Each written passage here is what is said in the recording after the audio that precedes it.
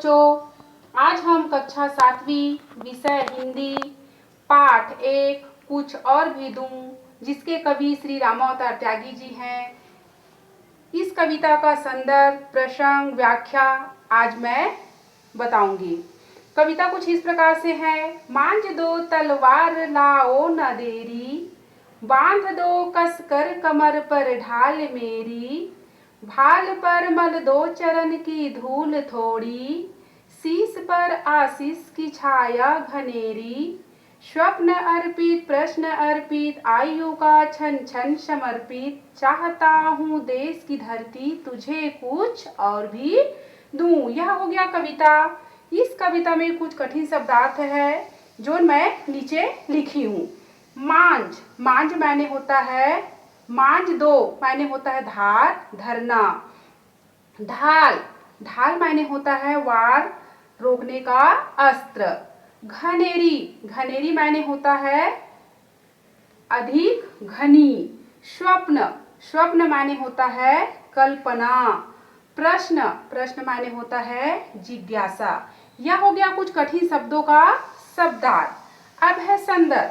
संदर्भ में प्रस्तुत पद्यांश हमारी पाठ्य पुस्तक छत्तीसगढ़ भारती के पाठ 1 कुछ और भी दूं नामक कविता से लिया गया है।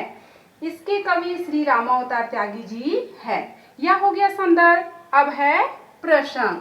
तो प्रस्तुत पद्यांश में कवि ने मातृभूमि के प्रति अपनी भक्ति तथा प्रेम प्रकट किया है। व्याख्या।